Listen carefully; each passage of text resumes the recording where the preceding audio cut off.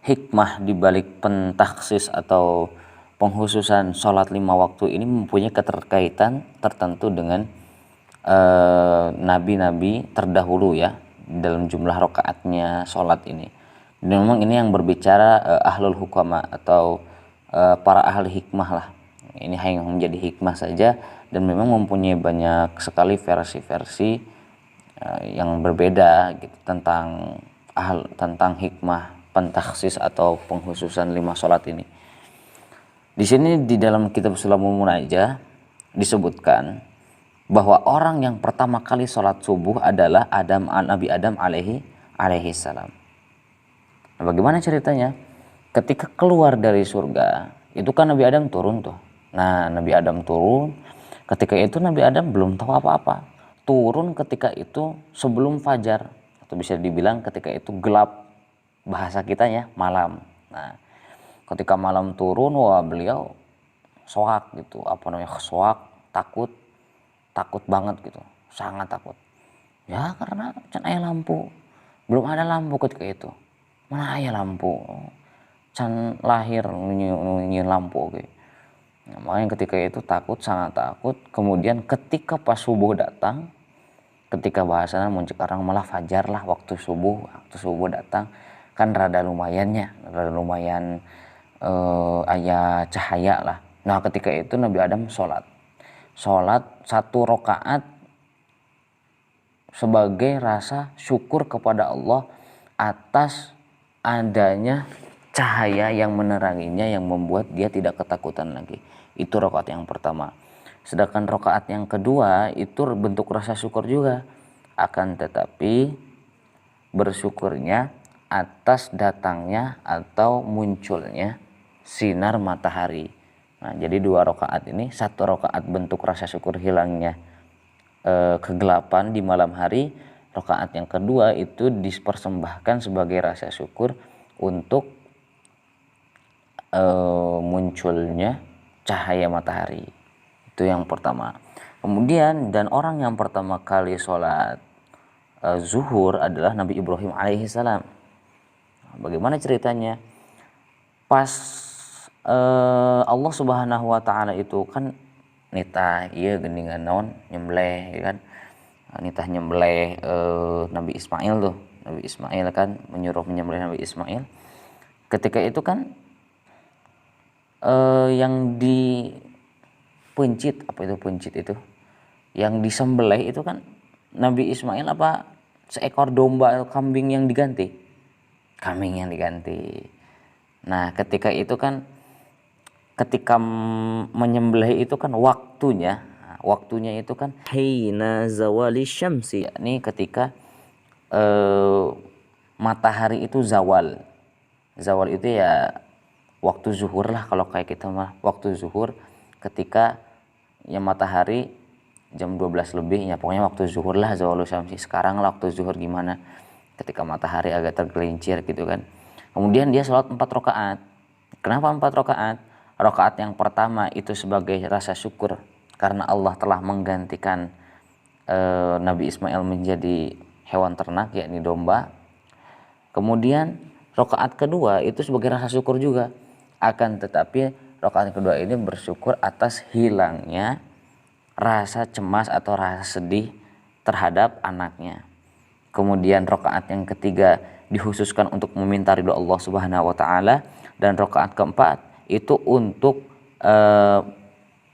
mencapai nikmat. Masya Allah, mencapai nikmat maksudnya di sini adalah untuk mensyukuri nikmat yang Allah berikan, yakni kambing atau domba yang Allah turunkan dari langit, atau bukan dari langit ya, dari surga. Di sini disebutkan minal jannah atau dari surga. Dan ada yang bilang itu adalah kabsyu Habil atau dombanya yang dulu disembelih oleh Habil anaknya Adam. Anaknya Nabi Adam itu kan Qabil dan Habil itu kan, yang Habil itu kan menyembelih domba, mempersembahkan yang terbaik, domba yang terbaik bagi Allah. Nah, dombanya itu ada dalam sebagian ahli hikmah dalam kitab ini mengatakan itu domba Nabi Ismail itu yang disembelih itu dombanya Habil. Masya Allah. Seperti itu. Kemudian dan orang yang pertama kali sholat asar adalah Nabi Yunus alaihi salam. Ketika Allah Subhanahu wa taala mengeluarkannya dari perut ikan paus itu kan beliau ketika itu masih apa ya, kayak ketika keluar dari, kayak burung yang baru lahir itu kan, yang nggak punya bulu sama sekali. Pernah kan sok ningali kan, misalnya ayam manuk gini kan karek lahir, jadi non aya manuk karek lahir kan eueuh buluan. Jadi seperti manuk seperti burung yang baru lahir itu kan masih lemas, masih tidak ada tidak ada bulu. Ya sama keadaan ketika Nabi Yunus itu dikeluarkan dari perut ikan paus oleh Allah Subhanahu wa taala. Ketika itu dalam keadaan lemas, bayangkan saja berhari-hari, bahkan berpuluh-puluh hari di dalam ikan paus, di dalam perut ikan paus. Dalam air lagi. Gelapnya kan Masya Allah, gelap sekali. Nah kemudian ketika dikeluarkan beliau juga bersyukur. Nah bersyukur atas apa? Bersyukur atas hilangnya 4 rakaat. 4 rakaat lagi. Bersyukur atas hilangnya 4 kegelapan yang telah menyelimutinya selama ini. Nah, inilah sejarah sholat asar menurut kitab Surahul Munajjah. Yakni 4 itu adalah zulmatul hasya, yakni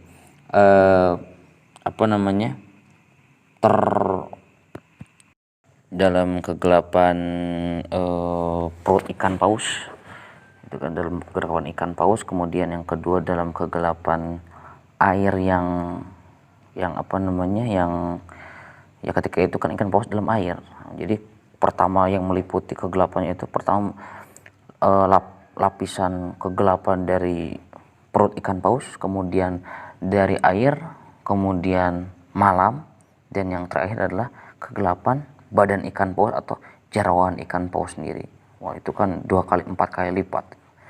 Wa kana khurujuhu, dan ketika Allah keluarkan beliau itu pada waktu asar, kemudian dia sholat 4 rakaat, itu kan di pesisir pantai lah, 4 rakaat sebagai syukron, sebagai bersyukur kepada Allah Subhanahu wa taala atas hilangnya 4 kegelapan yang meliputinya tadi.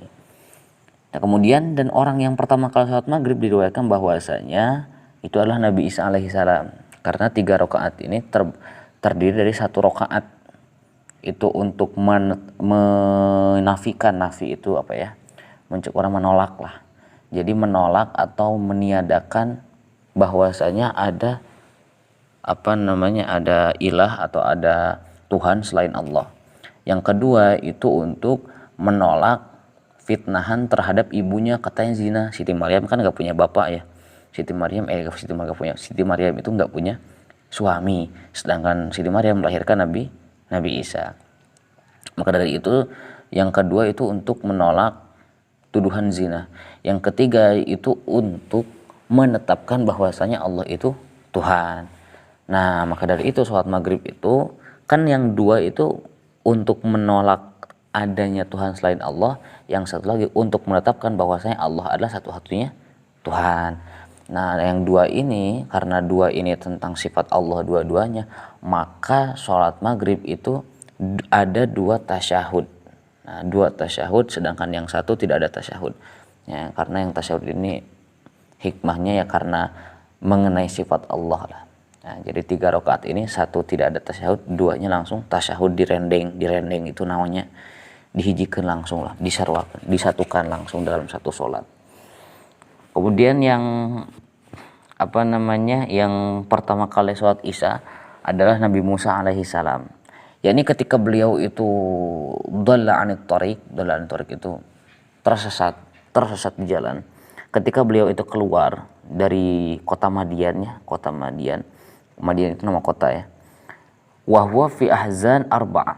Jadi ketika itu beliau sedang dalam jelimet lah, dan pikirannya itu lagi pusing, lagi sedih karena memikirkan 4 kesedihan. Kesedihan yang pertama itu atas istrinya, yang kedua itu atas saudaranya yakni Nabi Harun alaihi salam, kemudian yang ketiga itu atas anak-anaknya, kemudian yang keempat itu atas penganiayaan Firaun. Nah, jadi 4 kesedihan ini ya meliput apa namanya aya lah di pikiran Nabi Musa teh. Jadi lieur ngalieurkeun lah bahasana, pijieun dipikirkeun lah, jadi membuat terpikirkan gitu.